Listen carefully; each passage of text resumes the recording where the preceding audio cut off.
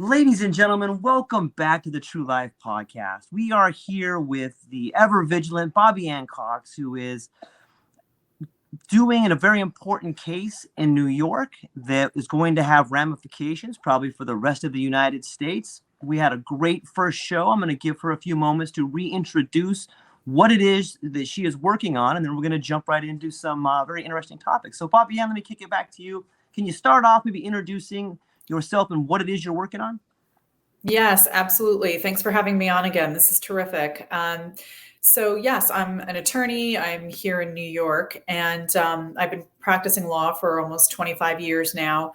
And this lawsuit that I'm going to be talking about again today is a lawsuit. I'm suing the governor of New York, Kathy Hochul, and also the Commissioner of Health here in New York State, Mary Bassett, and then the Department of Health itself, as well as the Health Planning Council. So I'm suing them on behalf of a citizens group, which is called Uniting New York State, as well as a group of New York State legislators. So I'm representing Senator George Borrello, Assemblyman Chris Tague, and Assemblyman Mike Lawler.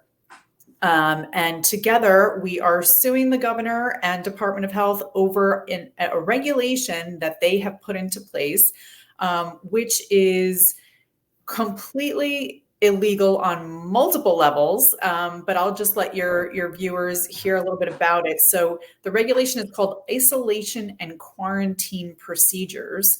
And what it does is it empowers the Department of Health to pick who they want to put into isolation or quarantine, and that could be in your home or that could be in a facility that they choose. So it could be a detention center, a facility, a camp, whatever you want to call it. They get to pick where you have to go. They get to determine how long you're going to be there. They don't have to prove that you have a communicable disease. They just have to think you might have been exposed to a communicable disease. They don't have to prove that you're a health threat to anybody around you. And there's no age limit. So they can tell you that you have to lock down or lock you up. They could tell your child, they could tell your grandchild, they could tell your elderly grandparent or your parent. I mean, there's no age restriction. And they also wrote in this regulation that they can use local law enforcement to help them enforce the orders. So you could literally get a knock on your door, like while you're having dinner one night, and, they could say, sorry, you have to come with us because, we think you might have been exposed to a communicable disease. So the breadth of power that they've given themselves in this regulation is just unbelievable. And it clearly violates many constitutional rights. First and foremost, and what our lawsuit is based on, is the idea that they violated separation of powers because, the executive branch, where the governor is, and the Department of Health, that's the executive branch, they don't have the power to make laws. So only the legislature can make laws. And basically they're calling this a regulation, but it really is a law because it doesn't have an enabling statute. The legislature didn't pass a law that says, okay, we want to force New Yorkers to lock down or lock them up if we think they're sick. If the legislature had done that, it would be a different story. But this is coming from the Department of Health, which is, again, the executive branch of government. So they don't have the power to do that unless the legislature tells them to do that, right? If the legislature passes a law and tells them, okay, Department of Health, execute this law, that's a different story, but that is not what's going on here. So we brought this lawsuit a couple months ago. We filed in New York State Supreme Court, and we are now at the point where we had our oral arguments in front of the judge last week. And so what that means is we had all our papers, all our motions, everything was filed, the back and forth between the two sides. And then at the end of that, we went in front of the judge and we did like verbal arguments in front of the judge, and he could ask questions of us and try and understand our arguments better and things like that. So that just happened last Friday. So now we're awaiting the judge's decision, which we're not sure when that's going to be issued, but we're hoping it'll be issued soon. So he'll issue a written decision, and we'll see, did he rule in our favor, or, is he going to side with the state in this matter? So that's where we are right now in the case.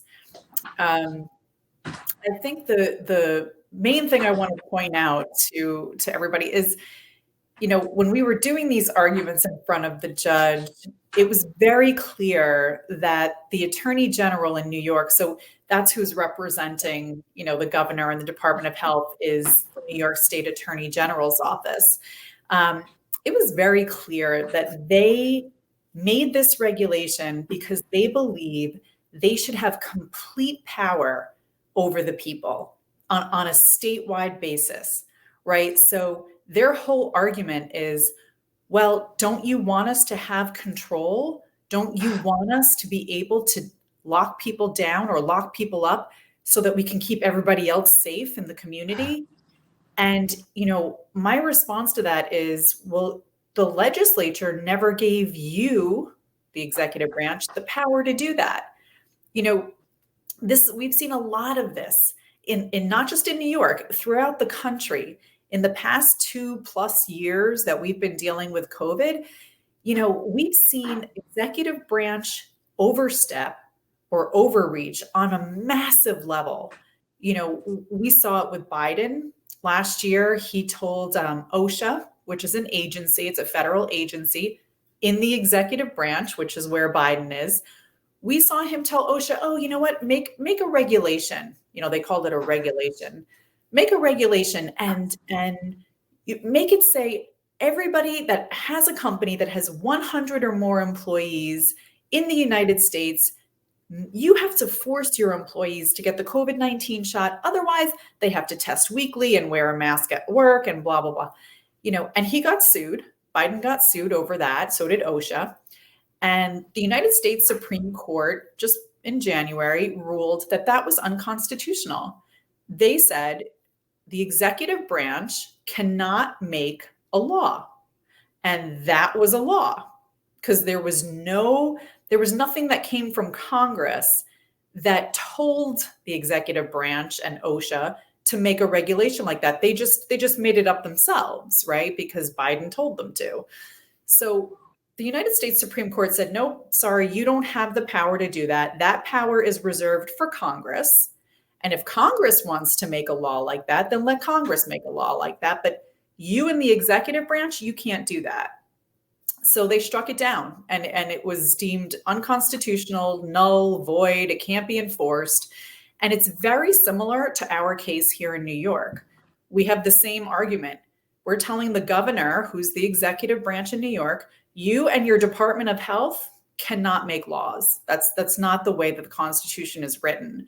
So you need to get back into your lane, stay in your lane, right? And let the legislature do what the legislature is supposed to do. If the legislature wants to make a law like that, they can go ahead and try, right? Now, we saw in New York, there was a proposed law for several years, which was pretty much the same as this regulation, and it never passed. It not only didn't pass, it didn't get any support at all. There was one sponsor of that proposed law, and he got nobody else to stand with him on it. I mean, Democrat, Republican, it didn't matter. Nobody wanted to touch that bill. And he proposed it for 7 years. He proposed it, including during COVID. It still didn't get any traction. Nobody would support it. It never went to a vote. It never had, that was in the assembly. It never had a sister bill in the state Senate. Like it was a disaster. Nobody wanted to touch it. So I think it's clear that the legislature in New York State doesn't want to force New Yorkers to lock down or get locked up. If the Department of Health thinks that you might have have a communicable disease, or maybe you were exposed, maybe you walked by somebody that sneezed, and now we need to lock you up for, I don't know, 3 months. I mean, it's just, it's so unbelievable, this regulation. I'm shocked, not only that they made the regulation, but that they're trying to defend it. I mean, it's unbelievable. It is unbelievable.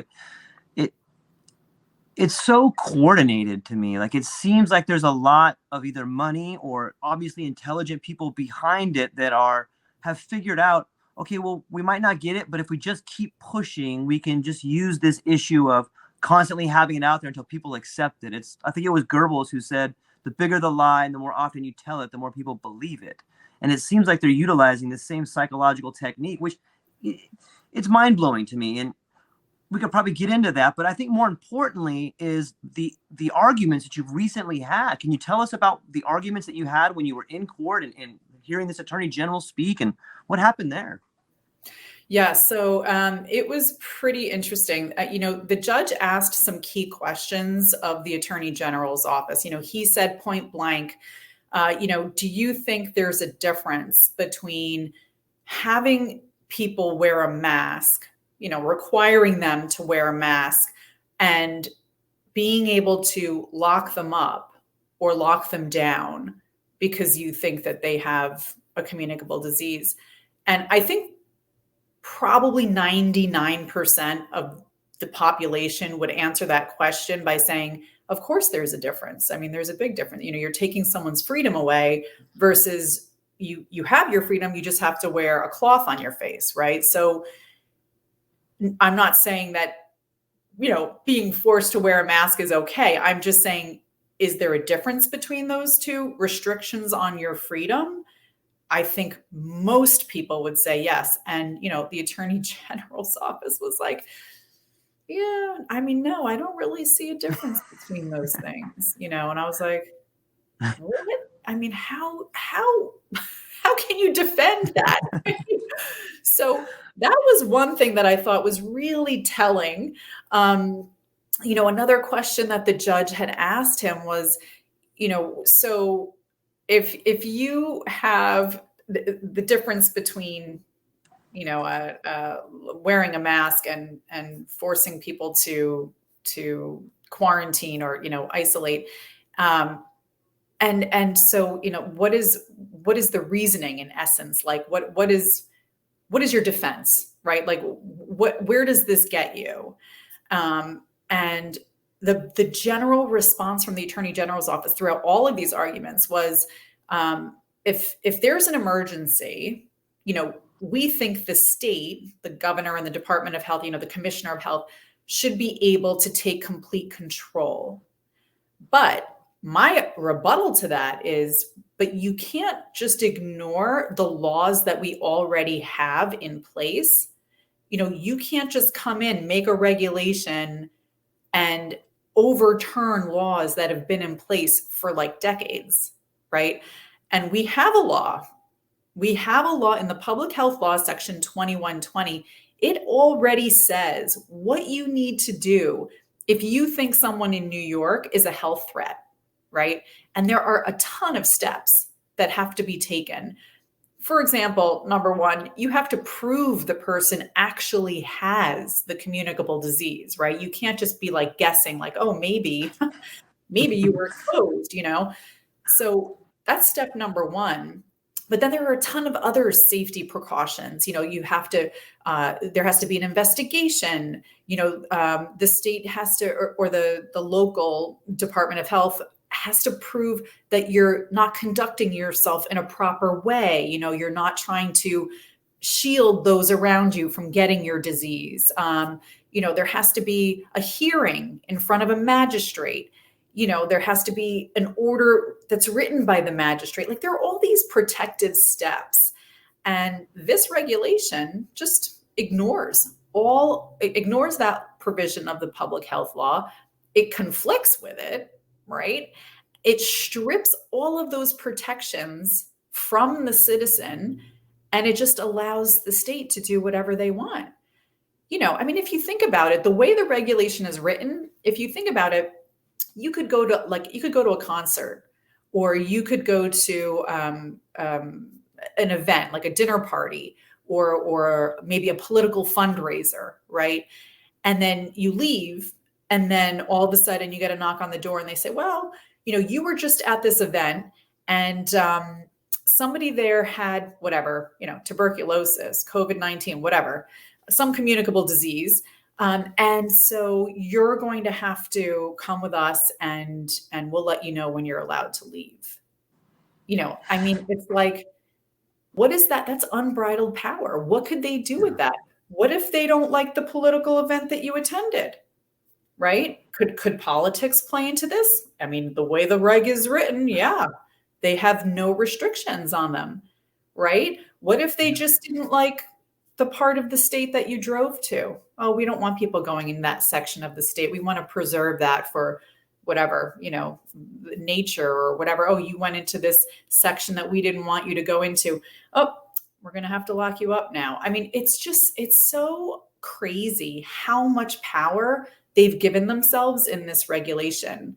Another question the judge posed to the Attorney General's office was, can you use law enforcement?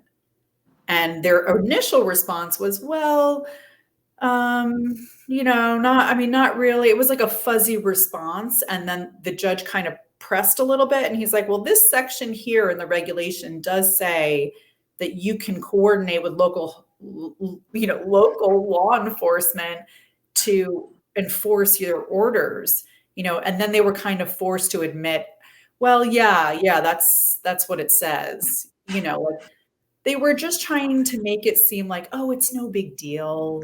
It's not really, and then another argument they came up with during oral arguments was, we're not actually using this regulation. Like, we're not actually locking people in facilities right now. And I'm like, oh, okay. So, but you can whenever you want, because that's what the regulation says, right? It doesn't say like, oh, this takes effect 5 years from now on, January 1st. No, it's in effect now, and they can do it whenever they want. But the whole argument is you don't have the power to make this regulation. You went behind the back of the legislature. The legislature wouldn't touch that proposed bill for 7 years. And I think the Department of Health and the governor realized it's certainly not going to get through the legislature. So they took basically that same language and they just pushed it through as a regulation through the Department of Health. It's so obvious what they did. And one branch of government can't usurp the power of the other branch of government, because then we have the breakdown of separation of powers, which is really what our society functions on. And that's the basis of our claim, is that you cannot go around the back of the legislature here and take their power just because you want to do something that you think is, hey, maybe they're doing it because they think it's a great idea. Like, hey, we really can keep people safe if we have this regulation. I don't care what their bottom line reason for doing it is. I care that they're violating the Constitution. They're breaching separation of powers, and they have to be put back in their place. Otherwise, the implications, if this regulation isn't struck down, the implications could be so far-reaching, because it'll signal to other agencies, and not just in New York State, but agencies across the nation, hey, you can make a regulation that violates the Constitution, violates existing state laws, and look, nothing's going to happen to you. Just do whatever you want. But that's not the way it's supposed to work, because we elect those legislators, right? We don't elect the people that run the Department of Health. Like the health commissioner, it doesn't matter what state you're in, right? I don't think any state health commissioner is elected, right? So they're appointed. And then all the people that work in the Department of Health, they're not elected, they're appointed, right? They're government employees. So we can't give unbridled power to unelected people, because then we don't have a way, we, the people, don't have a way to have our voices heard. Because if you're just an appointed official, what do you care what the people say? What do you care what the people think? If you're an elected official, you care a lot because you want to keep your job, right? You want to stay an elected official. And the only way that's going to happen is if you're listening to your people that are voting you into office. So that's the whole reason our founding fathers set this up this way, because they want the people to have the voice, and our voice is being extinguished if the legislature can't do their job. And now you have unelected agencies making laws that hurt the people. I mean, this is tyranny. This is exactly what tyranny is. When one branch of government takes the power from another one, that's tyranny, because then the people have no recourse. You can't vote out the head of the Department of Health. That's just not the way it works, right?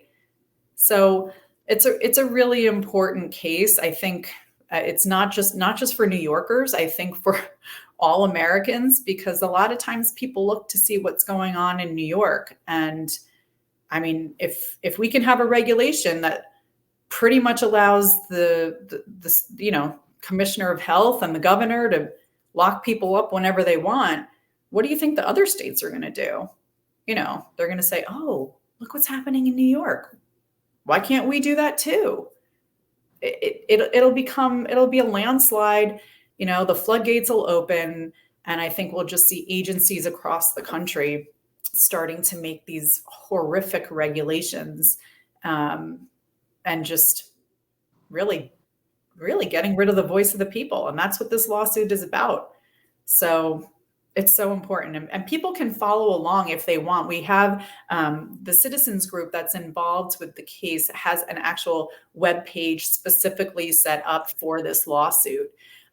So people can follow along. You can sign up there actually, and you can get like weekly emails. Like an email blast goes out every week to update people on the case. But the website is great because it also has videos about the regulation and about the lawsuit. It has a timeline to show people the steps along the way, where the lawsuit is.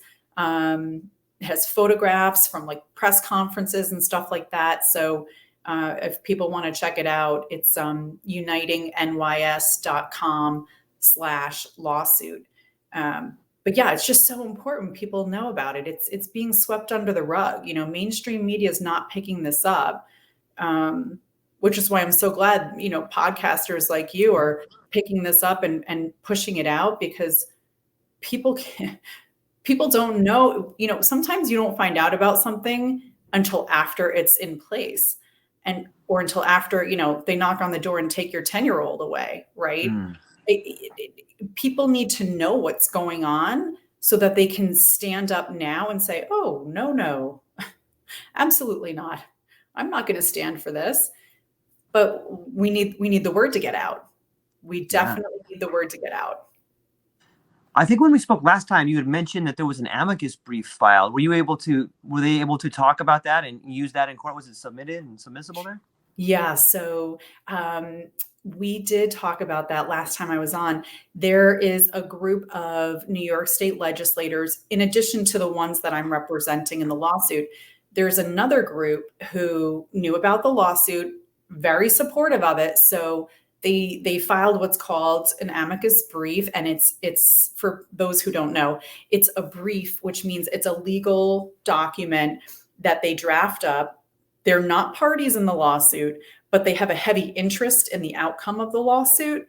So you can file a brief with the court and you basically support one side or the other, right? You say, hey, judge, this is why we think this side should win and this side should lose.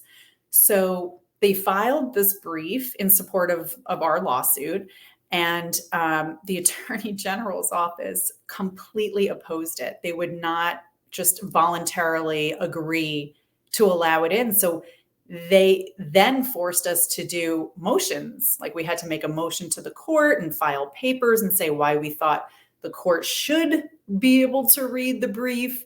They filed papers against us saying this is why we think the court shouldn't be able to read the brief.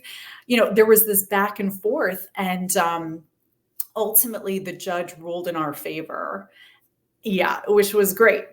He said, he said, I'm going to let the brief come in. He said, I'm going to read it. I'm going to consider it. So when we did oral arguments last week, I was able to refer to the brief and some of the points that were brought up there, which was great. It was the Amicus Brief was written by Assemblyman Andy Goodell, Assemblyman Will Barclay, and Assemblyman Joe Giglio. So they got together and did this brief, and it's great. It supports our case 100%. They bring up some great arguments in there. And that'll be one of the things that the judge will read and consider before he makes his decision in our case. Yeah, it sounds really good. And I just want to applaud you. I think the way in which you're arguing this case is perfect. It's while there's so much things to be concerned and worried about as far as backdooring the government, and it's almost like a hostile takeover. The separation of powers is the focal point where if you attack that, it can never move forward. So it's a really well thought out and great argument. Was that focus something that took a while to come up with to create the strongest argument, or how did you come about focusing on that part of the argument? Yeah, that's a good question, because I was talking to a bunch of different colleagues of mine before I filed the lawsuit. And, those that I spoke with thought that this regulation is horrible. It's certainly unconstitutional in the sense that it violates people's right to privacy and their right to not be subjected to unreasonable searches and seizures. It violates their right to due process and all this stuff. So they agreed that there were all these constitutional issues in there, but they were saying, you have to wait until someone's actually locked up to file a lawsuit. And, I did a lot of research, but it came to me that that you don't have to wait. That's one type of injury that could be sustained because of this regulation, for sure. But there are other types of injuries too. And in this case, the injury that I'm arguing is, number one, to the New York State legislators, those elected officials who sit in our New York State Senate and our New York State Assembly. They're being harmed because they're the ones that are supposed to have the right to make laws on behalf of us, right? So their power is being taken away. So they're being injured.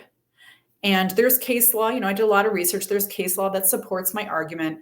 And then for the citizens group, uniting New York State, they're being injured because their voice, if you're extinguishing the voice of the legislators that we all picked and voted for and put into office, you're directly then extinguishing the voice of the people, because the people have the right, as per the Constitution, to elect their representatives. And those representatives are the ones that are supposed to make the laws that we have to live under. So if you're extinguishing the legislature's voice, you're extinguishing the voice of the voters, right? So there is injury on both of those levels. So of course, the Attorney General's office is challenging that. And they're saying, oh, there's no injury. There's no injury. They're trying to say you only have injury if you've been taken out of your home and locked up in a camp somewhere, or if we've forced you to stay in your home and, now you can't go to work or you can't go to school or whatnot. But we disagree. And that's the basis of our argument is there are different types of injuries and there's injury here, but we'll see. That's one of the big things the judge has to rule on is there injury? Another way to put it is, do these parties, do the petitioners, meaning the legislators and the citizens group, do they have standing? And that's what they call it. It's a legal term. And that's one of the big issues in the case. So one of the things the judge has to rule on is whether or not they have standing. Yeah, that's fascinating. I often sometimes wonder, and I see cases sometimes, and my understanding of the law is just like a layperson's. I don't really thoroughly understand all of it, but it seems intent. Like sometimes people argue intent, and that seems so difficult to try and prove that. And if you were to attack this particular situation from another angle where you had to say these people are doing it to hurt, like if you're trying to prove intent there, that'd be much more difficult, I think. But yeah, has there been any like civil rights groups that have reached out to you, try to help, like the Southern Poverty Law Center or like the ACLU? Have any of these groups kind of come to you and said, yeah, you're right, we want to help you out? So none of the ones that you mentioned have. There have been some other citizen groups that are smaller level, like just within New York State, that have reached out and offered to give support. Children's Health Defense, which is a national organization, their local New York State chapter has reached out and they've offered some support, and they had me come on their podcast and had me come to a rally and speak at a rally. And so there has been support like that, just not really at the national level, more localized within New York State. But the surprising thing is that the mainstream media, I guess it's not that surprising, the mainstream media is, not paying attention, doesn't want to know about it, because we've had volunteers in the citizens groups reach out and say to, whoever it is, Fox News or whatever, hey, look, there's this story. You should pick this up. This is really important. Look at this regulation. It's terrible, And so far, no, none of them are picking it up. We've reached out to a couple people, even at like Newsmax and stuff, like Right. They're not picking it up. So I don't know. It's very interesting that, and it's sad because the media used to be, right? I mean, I remember years ago, the media used to be the ones blowing the whistle on the corruption and the horrible things that were going on. And today, that's not what you see. I mean, if this situation and this lawsuit was going on 20 years ago or 30 years ago, I would hope that the media would be all over it. Like, oh my gosh, look what they're trying to do in New York, Nope, I haven't seen that yet. So we'll see. Maybe once the judge rules, maybe they'll pick up the story. I don't know. But I'm sure there will be an appeal. If the judge rules in our favor and says that this regulation is unconstitutional, and breach of separation of powers and all that, then I'm pretty certain the Attorney General is going to appeal to the next court, which would be the appellate division in New York.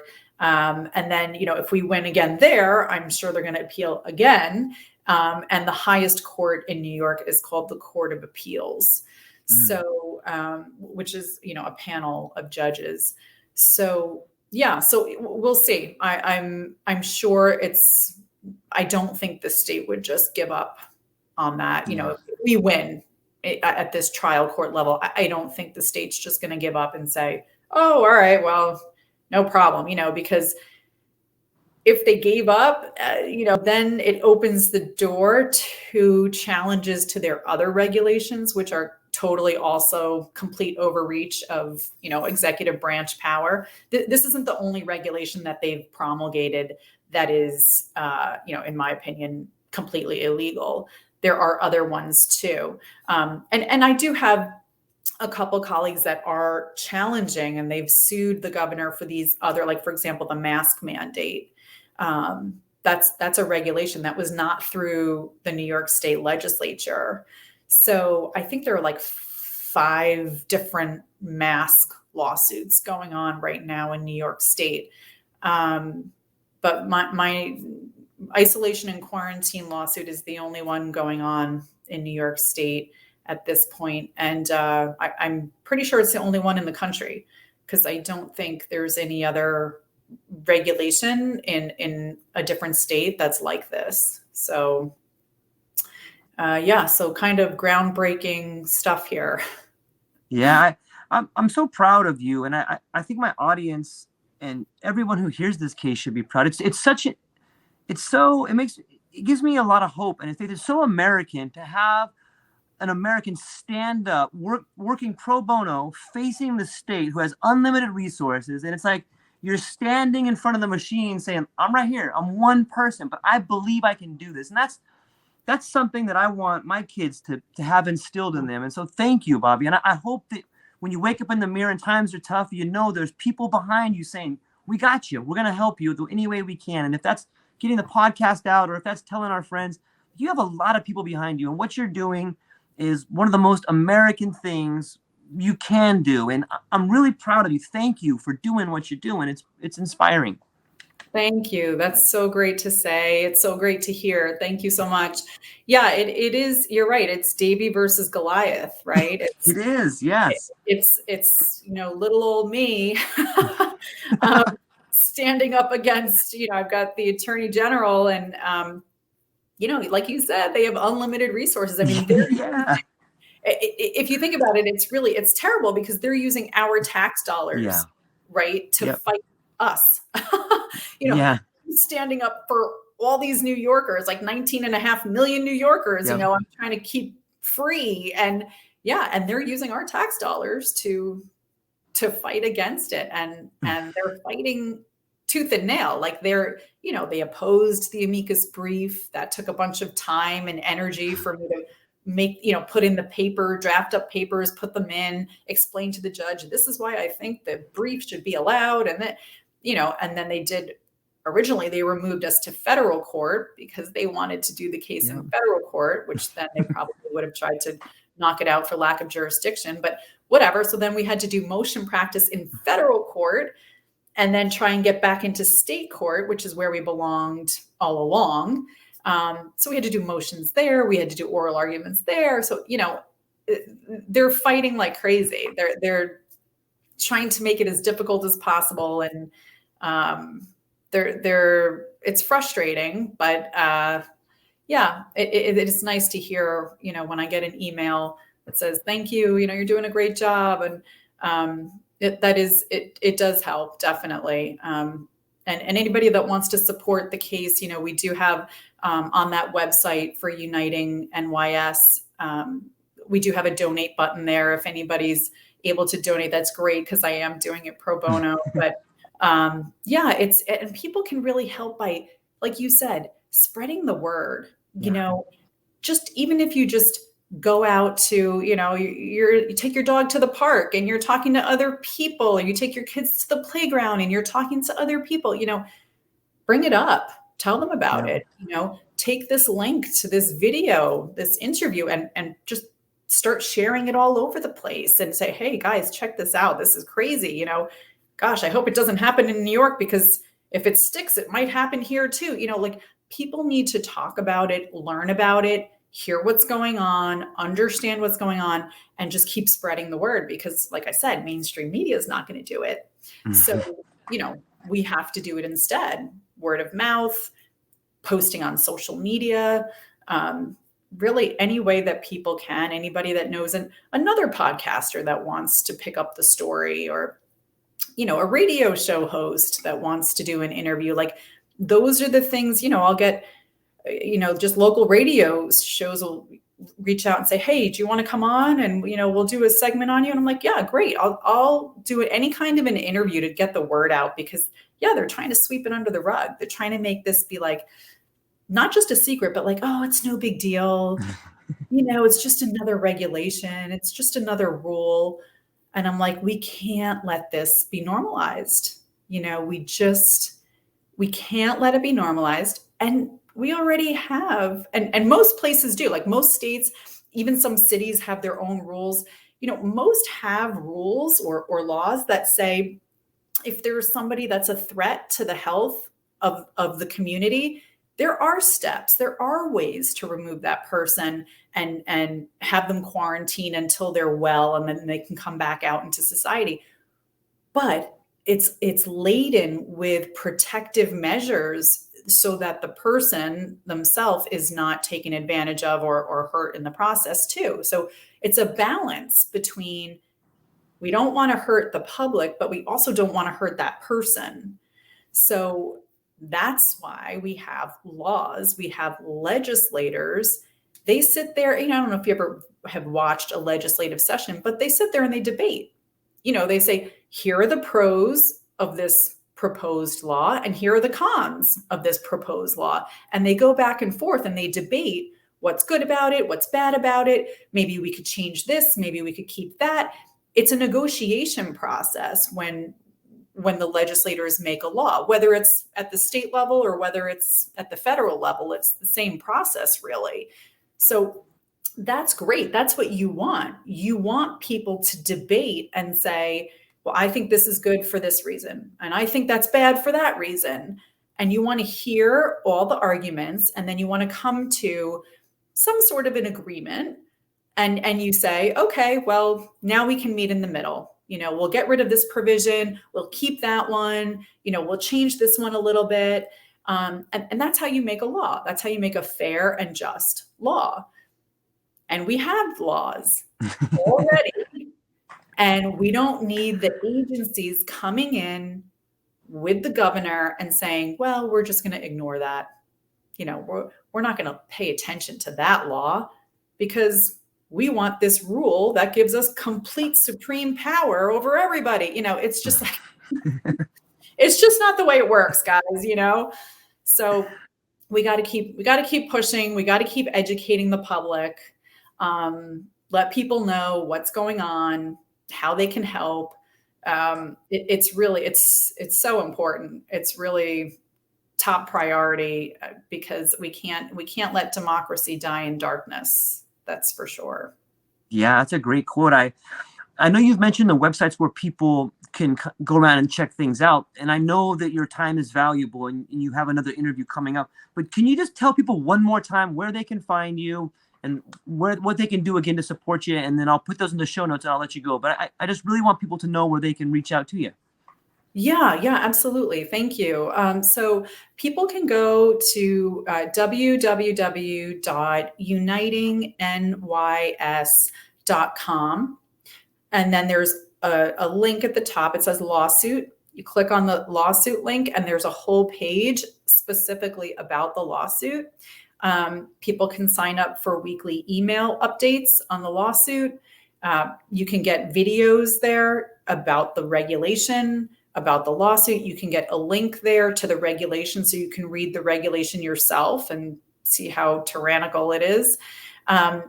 There are photographs on there. There are actually flyers, like you could download the flyer and you could post it on your social media.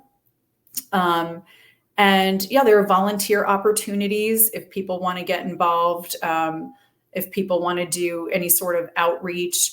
There's a donate button there if people want to donate. It's a pretty comprehensive webpage. Also, Uniting NYS has, they're on Instagram, so they have an Instagram channel. People can follow along there. Uniting NYS also has a Telegram channel. They're also on Getter. So there are a few different outlets that people can follow along the lawsuit with. For my actual law office, I have a separate website. It's coxlawyers.com.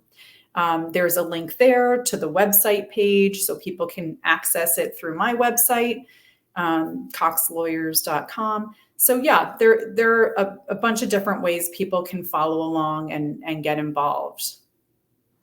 Perfect. Okay, ladies and gentlemen, thank you for your time. Bobby Ann, thank you. You can catch us the first Friday. We're going to continue to work on this as long as you have time and we can get it out and try to help. And I hope everybody that watches this knows that you can be part of the American dream by standing up to the machine that has tried to get in the way of people's rights forever. And There's nothing more American than being the underdog and standing up for those that can't stand up for themselves and fighting and making a better place for all of us to be. And we can all do that. We can all make it a little bit better. We can all participate. And so that's all we got for today, ladies and gentlemen. Thank you so much for taking time with me and Bobby Ann, and we'll catch you guys maybe tomorrow or the next day. And thank you for spending time with us. Aloha.